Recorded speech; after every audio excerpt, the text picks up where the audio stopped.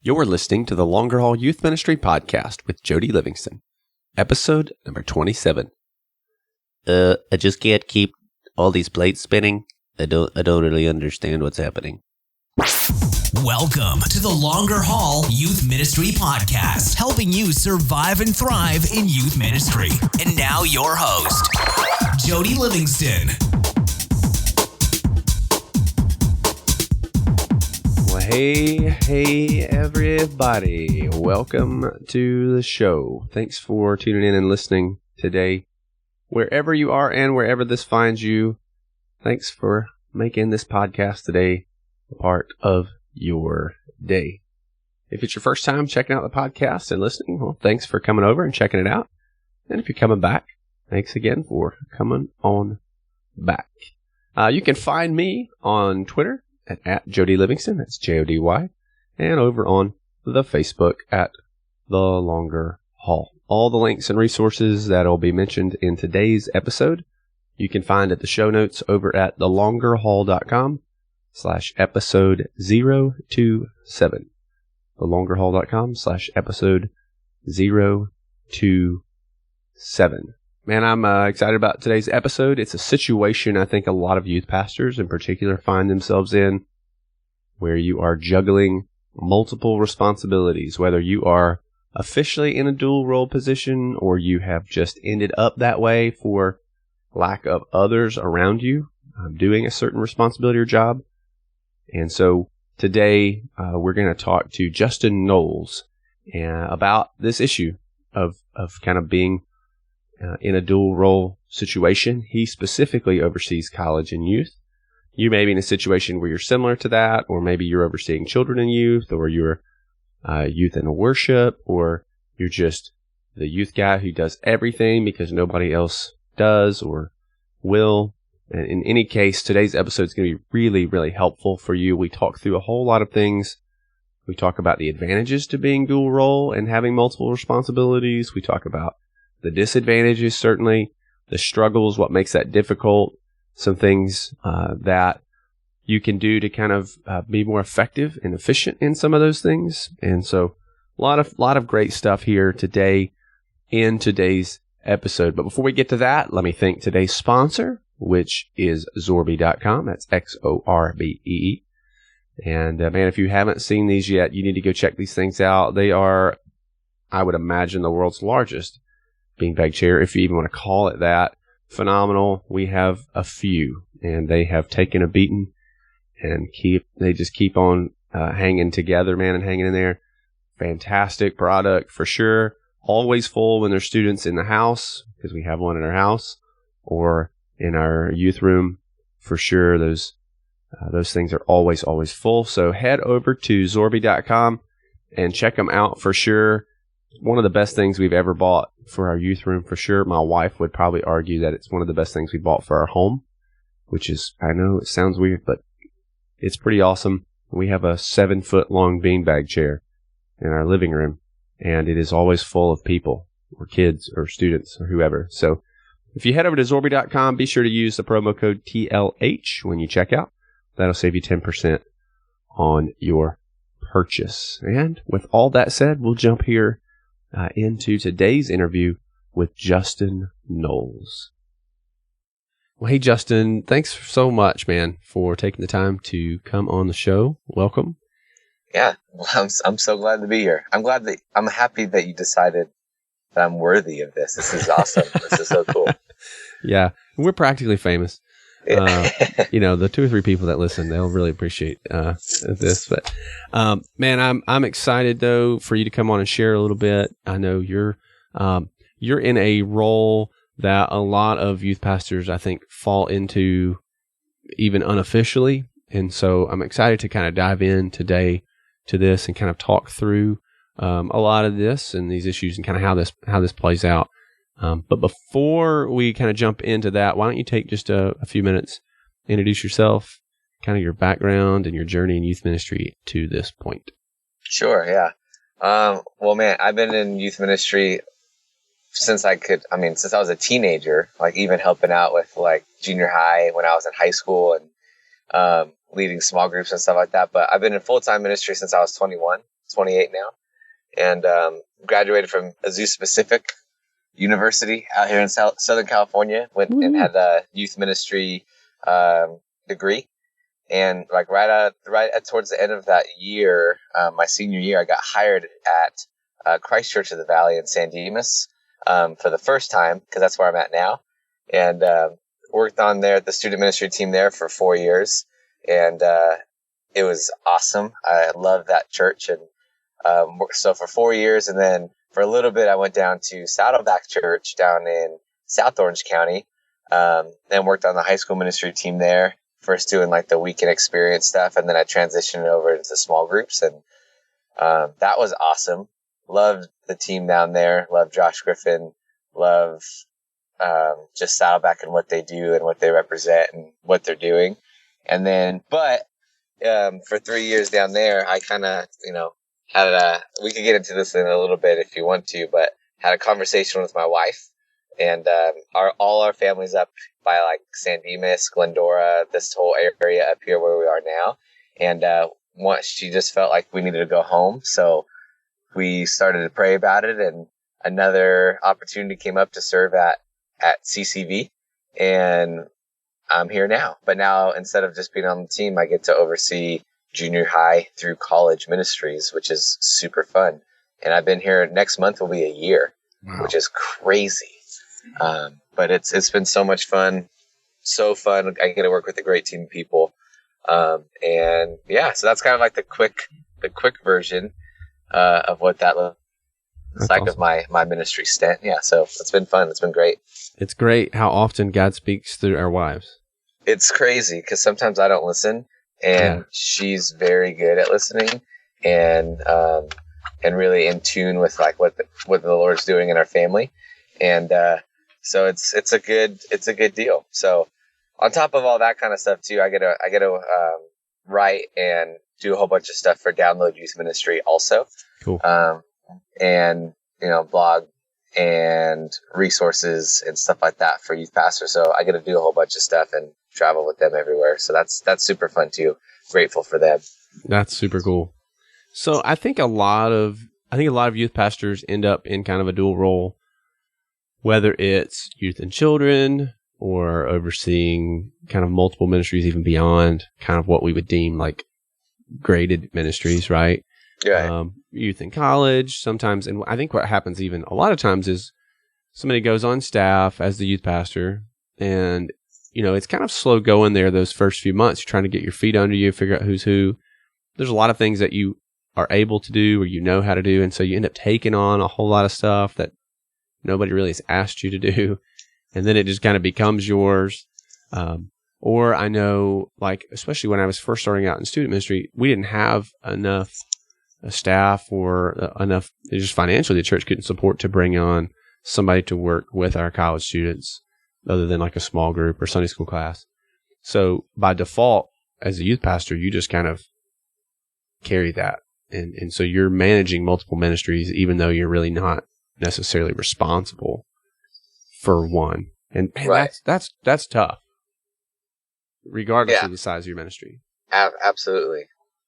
I would agree. So what are some challenges that you've been in a few different contexts, obviously, talked to a lot of youth pastors, worked with a lot of youth pastors, and what are some of the challenges that you kind of face or see others facing when it comes to kind of being in a dual role? Man, okay. So let me kind of give some context about how our team here is set up, and then we can kind of go from there. Thankfully, it's kind of usually for some reason it's always a college pastor position that like a youth pastor fills into, what I mean? Yeah. And so, the way that we have it set up is like, I have a team of 6. So I have a college pastor and I have a junior high pastor. So right now I'm like team lead / high school pastor. Yeah. If that makes sense. Yeah. So it's just kind of like, it's just such an interesting having, to oversee, like you get to oversee from junior high through college. And then you get to, but you have to like specifically care for and be in this role. So you oversee everyone, but you also have to be specifics in like one of them.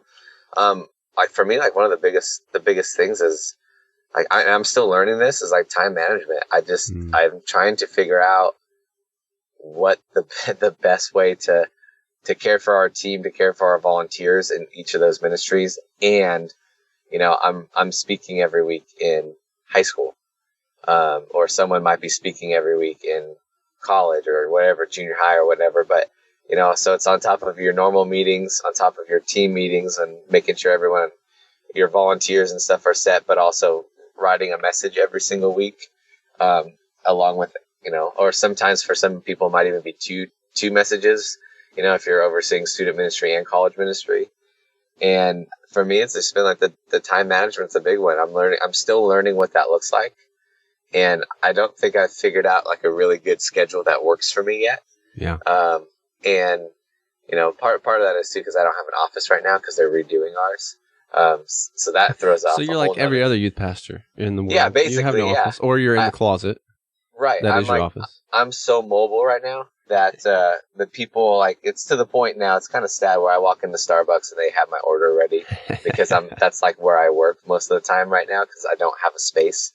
So yeah, I'd say like time management is a huge challenge for a dual role, because I meet with my team.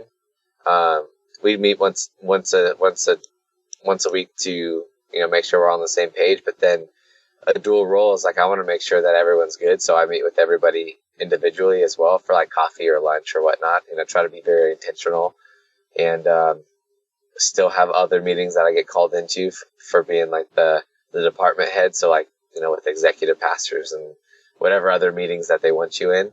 And I'm just trying to figure out what the best way is to still do what I need to do and make sure both ministries have vision to move forward. And it's communicated clearly. So I think that's one of the biggest challenges. And I'd say the second one would be investing into leaders in ways that I know that they feel poured into. Because junior high through college, that's 3 ministries and 3 sets of volunteers. And I know that I can't do what I do without our volunteers. So making sure that they feel poured into in a way that is effective, that's a big challenge as well. Making them feel loved and like they're a part of what we're doing. Yeah, and I think those two kind of affect one another. Yes. Like if you're not managing your time well, you're not going to be able to invest in your leaders. But if you're over investing in your leaders, then you're not managing your time well. You're not managing your time well either. So that is a tough balance. And I think it's always a little bit of a spinning a plate, right? Keeping the plate spinning. Yeah. I like to look at it as like, okay, it's just my job right now is putting out fires. It's just kind of like, and it's just deciding on which fire to put out before it burns the house down. Right. Just that kind of try to figure those things out. Yeah. I'm not sure. I don't know if you know Aaron Hellman or not. Yeah. So Aaron talks a lot about burnout, a lot about busyness. He's been on the podcast and he and I have talked a lot about just the pace of ministry. And I think that's magnified when it's dual role. And man, he's got tons of stuff on time management. Every time I talk to him, I feel like really, really crappy about how I manage my time. Yeah.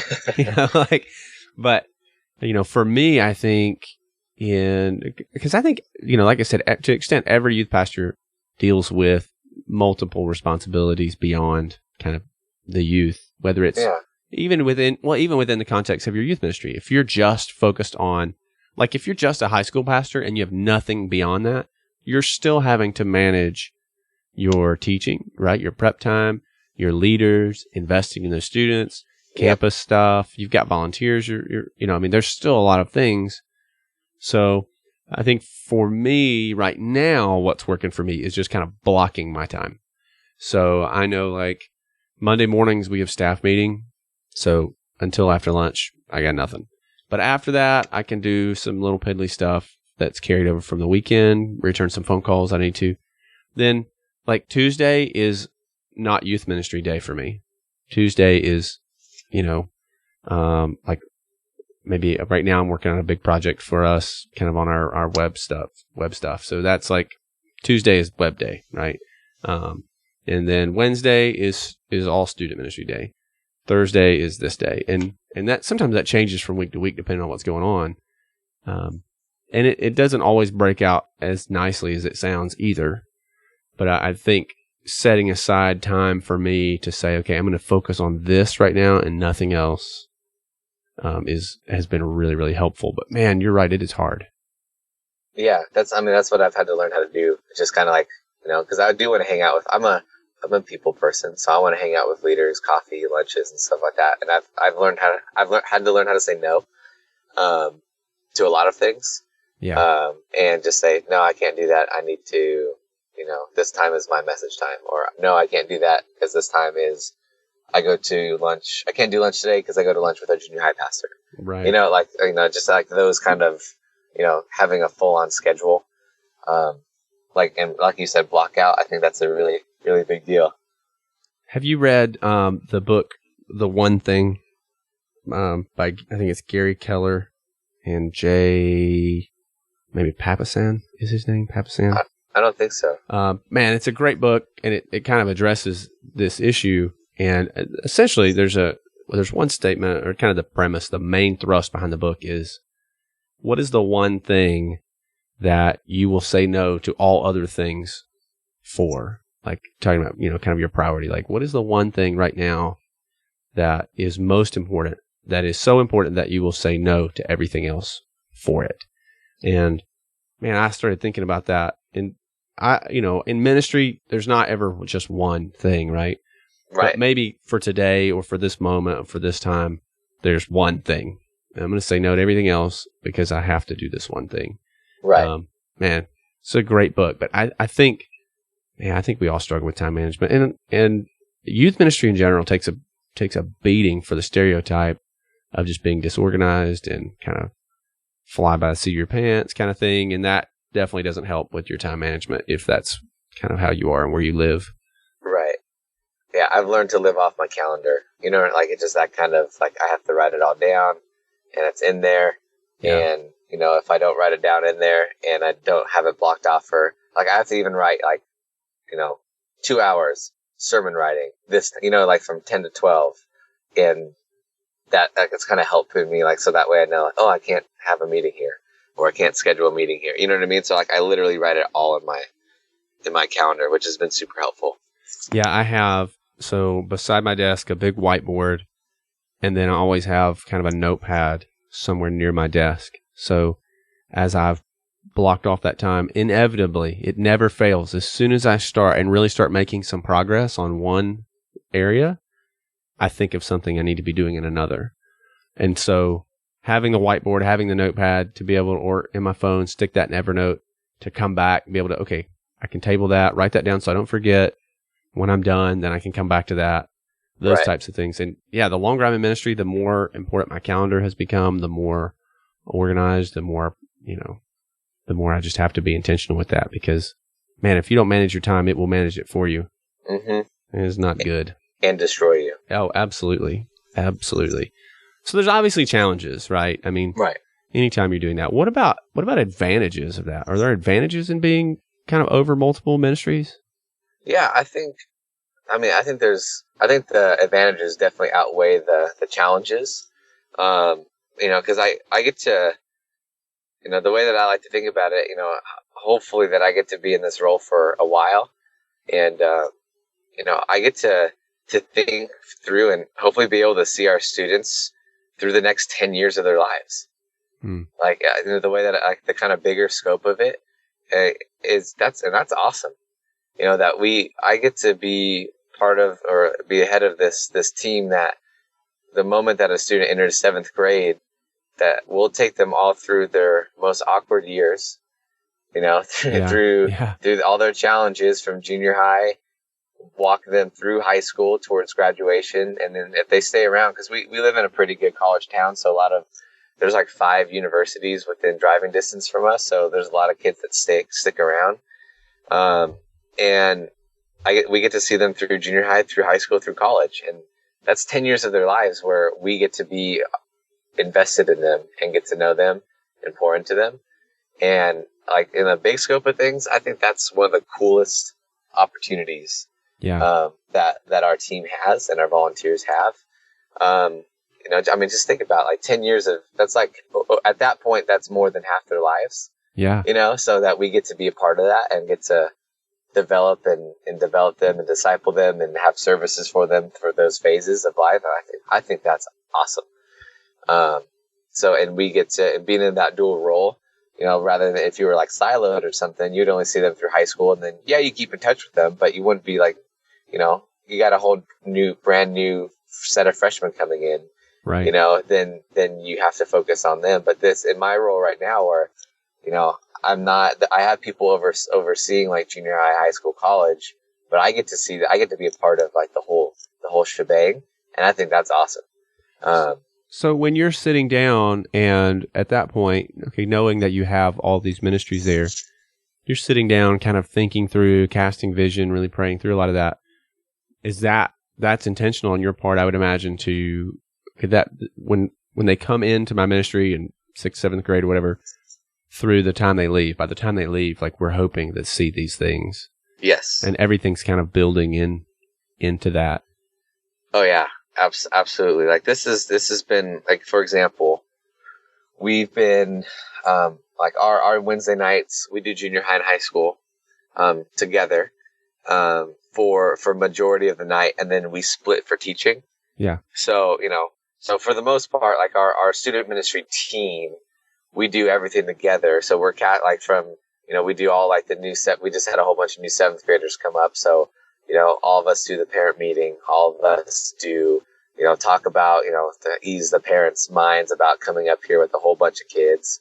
And we work through that, and we kind of set to them like the vision, the same kind of thing of, hey, for the next, 10 years is that we have your student and we want to know you and we want to partner with you. And we want to work alongside you as a parent to like, you're the parent and we are your hope and help is like the way that we like to phrase it. And like, we get to partner with you to help invest into your kid. And that's through weekend or the Wednesday services. That's through the small groups that we're going to be starting here in the fall, all the way through college and, our college pastors there. So we kind of give them, when they enter into our ministry, like we give them the whole scope, and like all of our team is there, and that way they can see like, hey, they are in here for the long haul.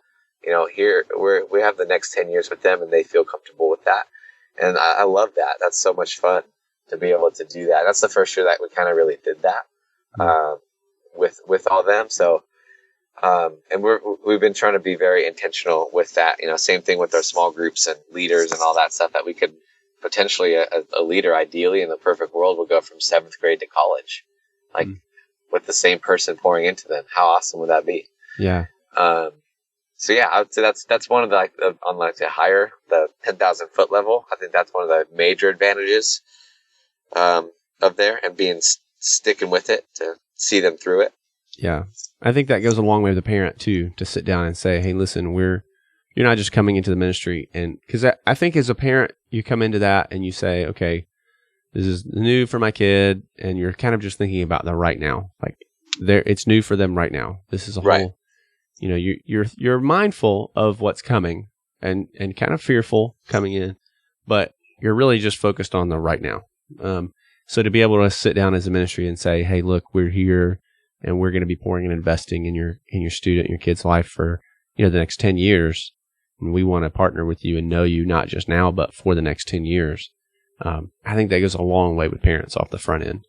Oh, yeah. I think this year has been the best from what I hear from our children's pastor, because a lot of times if the transition doesn't go well, the parents will go back to the children's pastor where they were, and kind of like, oh, we don't feel whatever thing that's happening. And it's been really encouraging that our children's pastor said, I've had 0 parents come back to me. Wow. He's like, this is the first year. So I feel like it works well, and it did well for us this year, making parents feel. And I think what you said is absolutely true. It makes them walk in to say, you know what, this is not now, but this is for the next couple of years. This is where they will be and where they'll grow. Yeah, that's a lot of work, though. I mean, to sit and kind of think through and map through that. Okay, how are we going to transition from one to the next and carry and pass this torch and see them start and end well.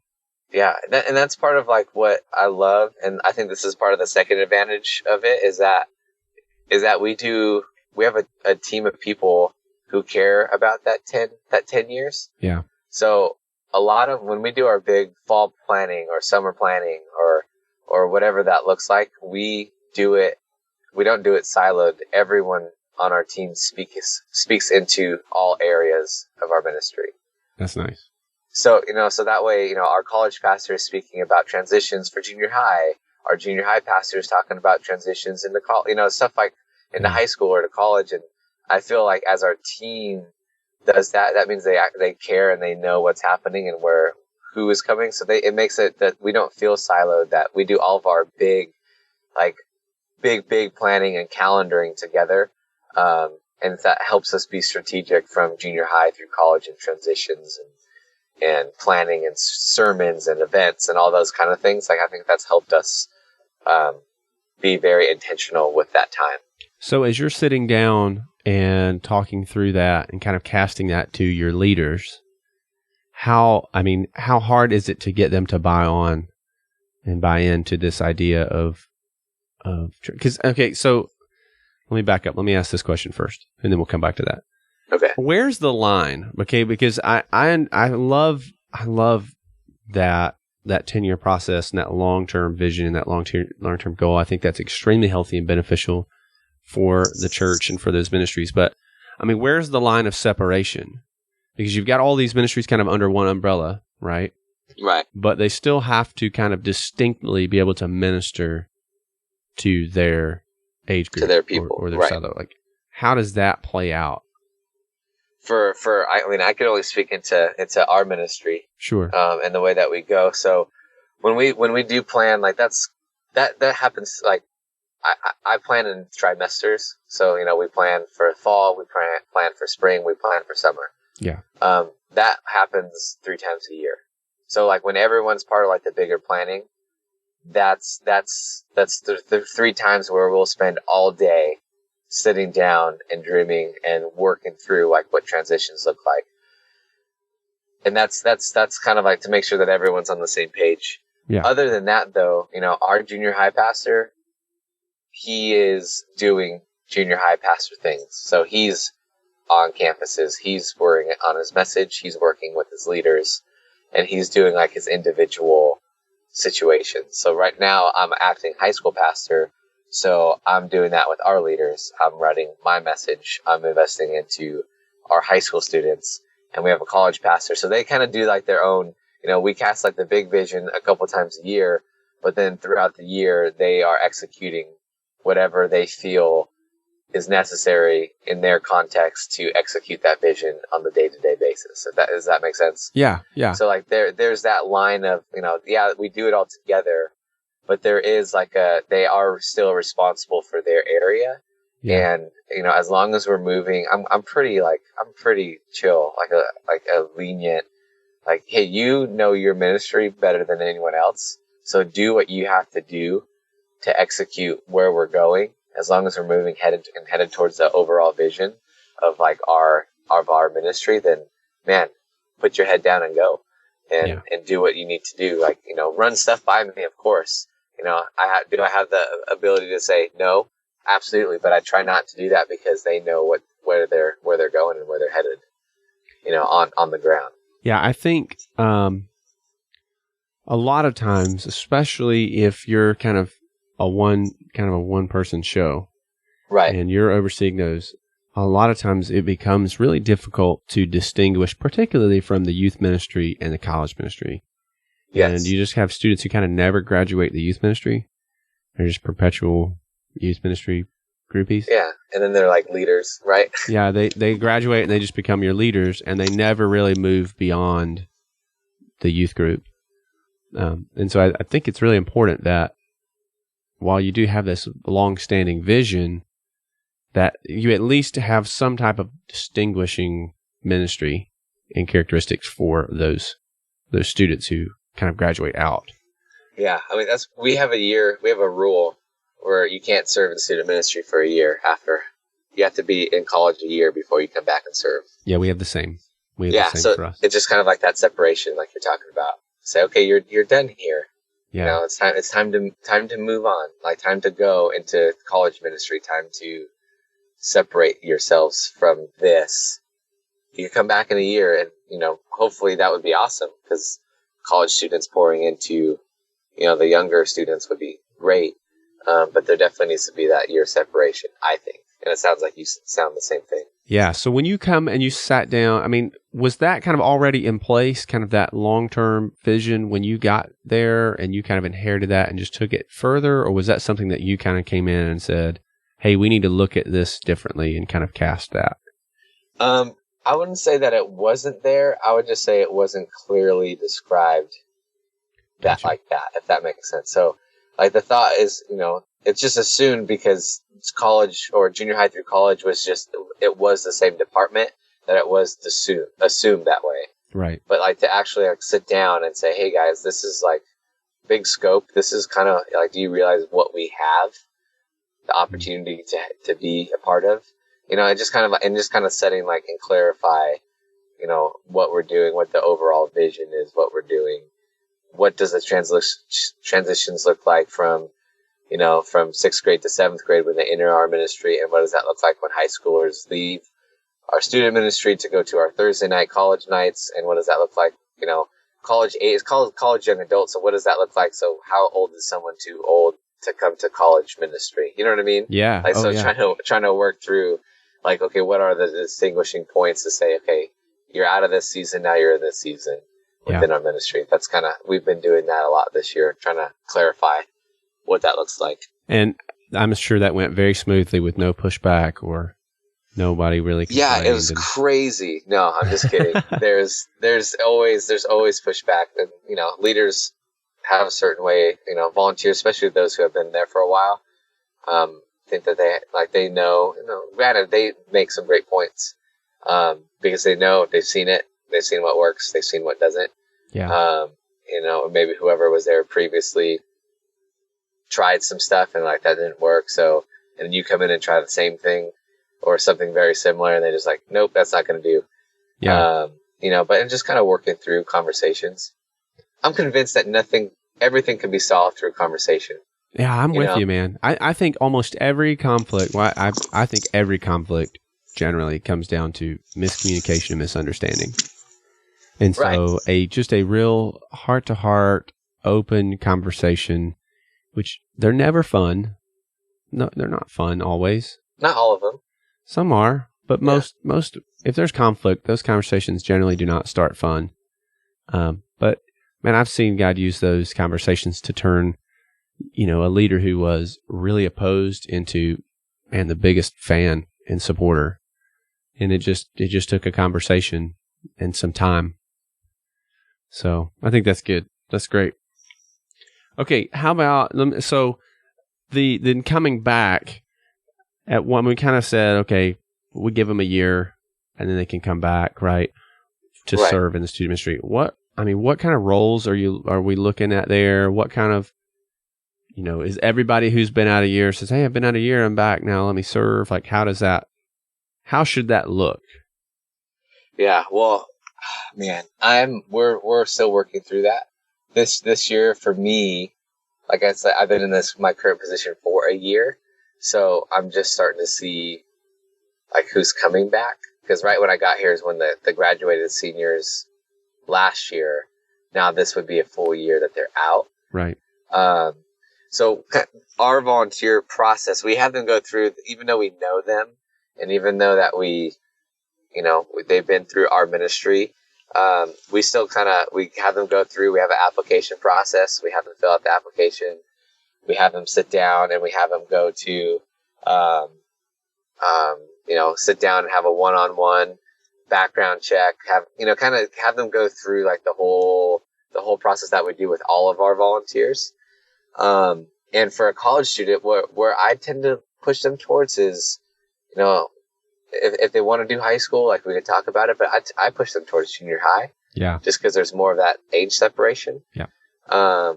And, I try to push them, at least the solid ones, towards leading a small group of junior hires, which to them will be the most challenging thing. Yeah. I think because Stink, they smell bad. yeah, they're awkward. They're beautifully awkward, and funny. they're energetic and funny.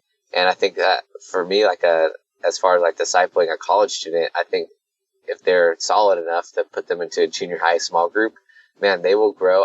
You can't even tell you how many times where I've had like either seniors or just someone who graduated high school wanting to come back, and they lead a small group, and they're like, "This is the hardest thing I've ever done." Yeah.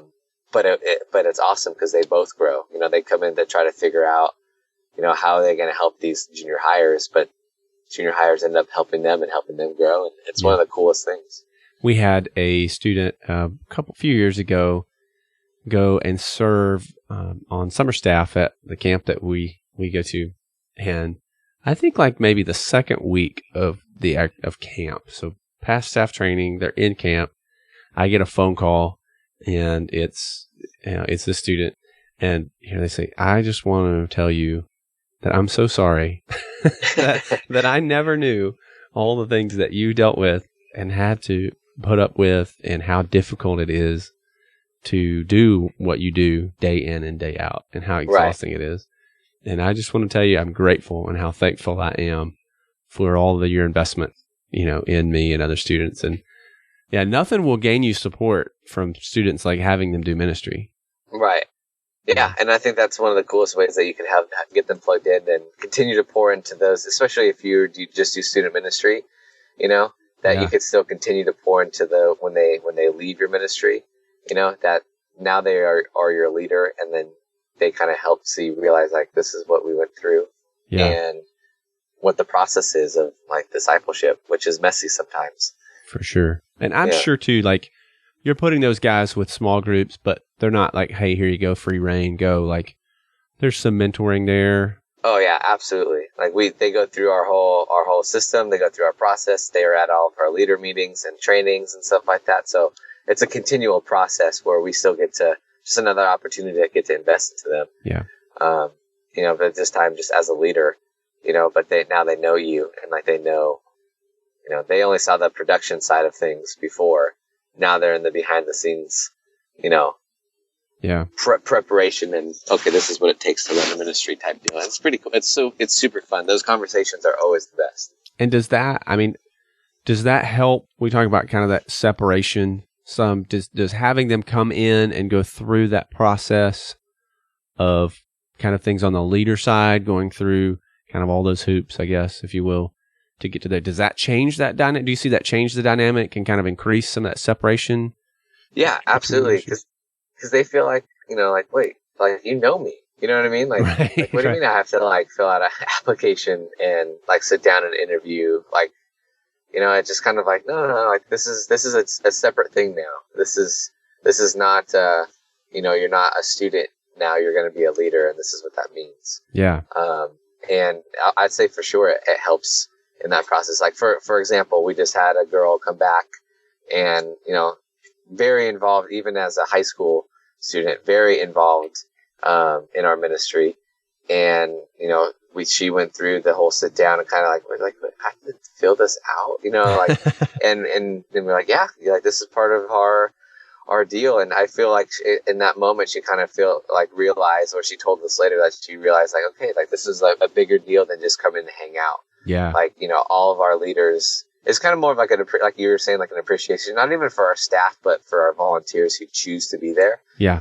Like it's just kind of like, oh man, it's a really big deal that someone would come out. And like, so she was like, I want to be like those leaders that poured into me. If they went through this whole process, that I get to do that now, and I get to be there. And she's killing it right now with our junior hires. Yeah. And it's so fun to see. Well, you find out who really wants to serve and who just wants to hang out, for sure. Right. Especially absolutely. if if the application appears to be long. Right. So yeah, I mean, ours is it's pretty good. Like there's when did you become a Christian? Like all these like kind of, on a scale to 1 to 10, what would you do in this situation? Like all these kind of things. It's pretty good. Yeah. Yeah. That's good, man. That's cool. Well, I know it's a task, for sure, trying to oversee and multiple staff and multiple leaders and go in a bunch of different directions. But it's good, man. It's worth it. And I would say, if you're listening and you're at a smaller church where you're kind of just the default go-to, maybe you're everybody who can't vote. That's you. You're in charge of those people. Like, you can do it. You just got to build a team of folks around you. Yeah, I would say within like staff, like whether you have staff or volunteers, it's the same concepts. You still develop a team around you to help you do what you do. Yeah. And you're just intentional to train in those areas and have those plans and processes and be patient. That doesn't happen overnight, Oh, absolutely. Like yes, we have staff and stuff like that, but we're trying to pour into our volunteers, and we're launching small groups in the fall. And I'm trying to get some of our volunteers to be quote like coaches. Yeah. Guys who have been around for a while, women that have been around for a while. So that way I could give them like a list of 5 or 6 of our leaders, and that way they're the ones pouring into other leaders. So it's like a kind of like a training system within our volunteers, and working with them to build up our current volunteers with current volunteers. And it's just there's a whole bunch of things that you could do and that goes back to time management, Yeah. Like if you have leaders, you probably can't hang out with all of them all the time. Sure. So it's just kind of a good. Yeah. And everything scales. I remember, when I first started out in youth ministry a long time ago, you're reading everything that you're reading is from guys, these massively large churches. And, it probably was not stated, but at least like, okay, that's what successful ministry looks like. If you're not running thousands or hundreds or thousands, you're really just kind of mediocre. And, I just remember thinking one day I want to be at a really big church. And, what you realize when you get to a bigger church is it's not really as easy as it seems in the books. Right. That all the problems you had at the small church, they exist in the big church, just a whole lot more of them. Oh yeah, that's like one of the things that I learned. Like granted, I'm at a decent size right now, but from where I was at Saddleback, it just the wins are big because it's big, but the fails are huge fails, and they hurt, man, and they hurt really badly. So it's definitely like I loved my time there, but man, when things did not go well, instead of just having a few angry parents, you have a lot of angry parents. Yeah. And it's just kind of same problems, just ministry is ministry. Context is different. Yep. It's all the same. Like we still all deal with the same type of things. It's just how big it is, or how, you have less of it or have more of it depending on the size of where you're at. So I don't think it matters. Yeah. And I think there'll always be someone bigger and there'll always be someone smaller. Yep. And so at the end of the day, you've got to just focus on where God's planted you and, man, grow and grow and grow and invest into your people and invest into your leaders. Absolutely. And yeah, man, that's so good. Well, Justin, man, thanks so much, dude. It was awesome. It was good. Thanks for having me. I appreciate it. Is there a resource that you'd throw out to folks that you'd recommend? Yeah, I would say, well, one, besides Download Youth Ministry, if you haven't checked that out, you should definitely go check that out for games, curriculum, all that, sermon series and all that stuff, blog, all those type of things. I would say the one, if I were to throw out a book, something that's helped me in my current dual role, would be Creativity Inc. By Ed Catmull, who's the president and CEO of Pixar and Disney Animation. It was an incredible read. Has a whole bunch of cool leadership principles and like how he runs a successful team. And both doing Pixar and Disney, I feel like this is like a really good, dual role. How do you oversee both of those things? And there's just a lot of great leadership and like biblical principles that could be pulled out of it. It's not a Christian book by any means. Yeah. But there's a lot of good stuff that comes out of that that's helped me this year, that I've tried to implement in our team, and I've seen it work. So, Creativity Inc. by Ed Catmull. Dude, I love that. Super good. I recommend it. I love when guests recommend resources I don't expect. Really? Or like you didn't resources. expect that one? No, yeah, no. I could see, okay, your middle school is in high school, maybe you're the Disney folks, and Pixar is kind of the grown up college. No, I'm just kidding. But Yeah. I do love, I do love like when somebody recommends a book that you wouldn't normally have on your shelf, or a resource or a tool that you'd have, you know what I mean? You just, nobody really talks about, or I just love that. So that's great for sure. I'll have links for both of those, but in the show notes of the episode, so folks can go grab it. Heck yeah, I recommend it. It's awesome. That's awesome. And then if folks want to connect with you kind of beyond this, online or wherever, what's the easiest way for them to catch up with you? Easiest for me on Twitter, Justin Knowles 3 is my handle. Because Justin Knowles, it's like a ham radio. You're like Smokey and the Bandit. Exactly, yeah. Just Justin Knowles 3. Because Justin Knowles is already taken. I tried to pay him to let me have it, but no response. He's like a middle schooler. Yeah, he's just whatever. He is a middle schooler, I believe. So yeah, Justin Knowles 3 on Twitter, or you could find. I write a lot on the Download Youth Ministry blog, so downloadyouthministry.com. You could find a whole bunch of my stuff there as well. Cool. Well, thanks, man. I appreciate it very much. And yeah, Jody, thanks for having me. Thanks for all that you do there at your church, and certainly just encouraging and equipping other youth pastors, whether it's Download Youth Ministry or just other stuff, man. I appreciate it, and certainly appreciate your time. Yeah, I appreciate your podcast, so thank you. Cool, man. Well, I'll catch you later. All right. See ya. See you. Well, there you go. Great interview with Justin. I just appreciate so much his honesty and his willingness, certainly, to come on the show and talk about that. A lot of helpful things in there, I think, for you. And certainly, if you're not in a position now where you're juggling multiple responsibilities, it's very likely that you will at some point in your ministry. So all of this really plays in and comes in to factor into your ministry at some point. But I would imagine that most of you listening are dealing with it in some way, shape, form, where you have other responsibilities that you're having to take care of and deal with outside of just the youth ministry realm. So I hope you found that helpful for sure. Again, just a reminder, all of the links of the resources there mentioned will be in the show notes at thelongerhaul.com/episode 027.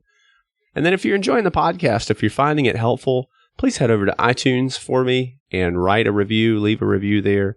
It really helps the podcast out a ton in ranking, helps other youth pastors and youth workers find the podcast, which is why I do the podcast, certainly. And it's just really encouraging to me to see those. And, you know, a bunch of you guys have already done that, and I appreciate it very, very much. So if you've got a few minutes, please head over to iTunes and do that. You can do that by going to thelongerhaul.com/iTunes. That'll take you right there, as well as Stitcher. If you're on an Android device, you can head over to Stitcher and do the same. Thanks again for tuning in, and we'll see you in the next episode for sure. But until then, give 'em Jesus. Thanks for listening to the Longer Haul Youth Ministry Podcast at www.thelongerhaul.com.